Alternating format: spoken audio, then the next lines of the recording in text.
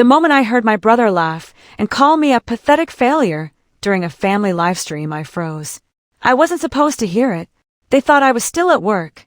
Instead, I had opened the video just in time to hear my own mother smile and say, "She'll never amount to anything. She just survives." My heart sank. They had no idea that the electricity in that house, the internet they were using for the live stream, and even the groceries in their kitchen had been paid for by me. For 7 years, I had quietly transferred money into my parents' account every month. They told relatives it was my father's pension and my brother's hard work keeping the family afloat. I never corrected anyone. I loved them too much to embarrass them. My name is Emily, and I had spent most of my life believing that if I loved my family enough, one day they would love me back. That night, I realized I had been wrong. I closed the video before anyone noticed I was watching. For the first time in years, I didn't cry. Instead, I made a decision that would change all of our lives forever.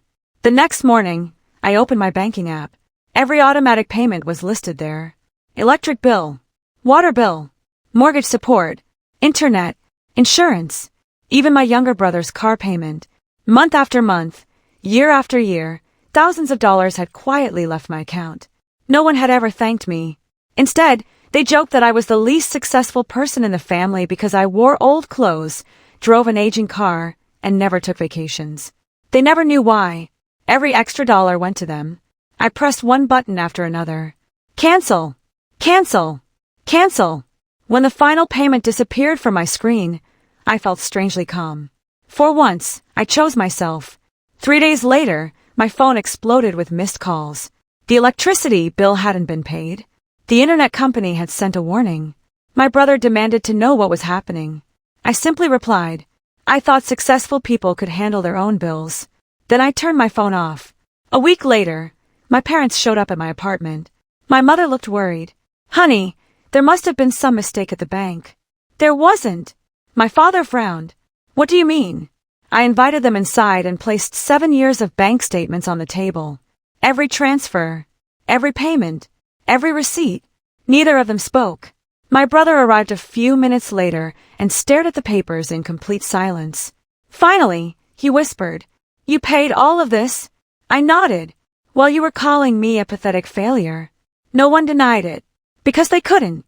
The room was so quiet that I could hear the clock ticking on my wall.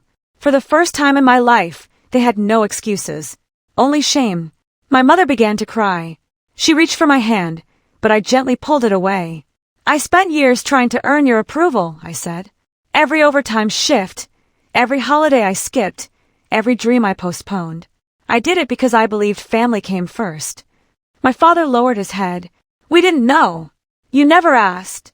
Those 4 words hit harder than any argument. The truth was painful. They had been so busy judging my life that they never cared enough to understand it. That evening, I walked them to the door. Before leaving, my brother quietly apologized. "I was jealous," he admitted. "I thought you had no ambition." I smiled sadly. My ambition was keeping this family together. Months passed. Life became lighter. For the first time in years, I took a vacation. I replaced my old car. I started saving for my own future instead of rescuing everyone else's. My family struggled at first. They had to budget. My brother found a second job. My parents reduced unnecessary expenses. Slowly, they learned something they had never appreciated before. Responsibility. One evening, my mother called. "I understand now why you always look so tired." Her voice cracked. "I'm sorry we only saw what you didn't have instead of everything you gave." I believed she meant it. But apologies couldn't erase years of hurt. Healing would take time. A year later, we gathered for my mother's birthday. This time, there were no jokes about me. No insults. No comparisons. Instead, my father stood up in front of everyone.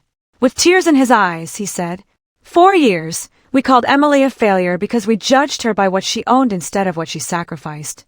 We were completely wrong." The room fell silent. My brother hugged me. My mother cried. And for the first time, I didn't feel invisible. I wasn't angry anymore. I wasn't seeking revenge. I had finally learned that love should never require you to destroy yourself just to be accepted. Helping family is an act of kindness. Being taken for granted is not. Walking away from disrespect wasn't selfish. It was necessary. As I drove home that night, I realized something that healed a part of my heart I thought was broken forever. The strongest people aren't always the loudest.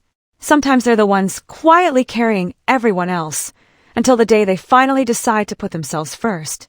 And that was the day I finally stopped feeling like a failure because I realized I never was one. Hit the subscribe button and turn on the bell icon so you never miss a new emotional story. Your support means more than words can say, and it helps us continue bringing these untold stories to life.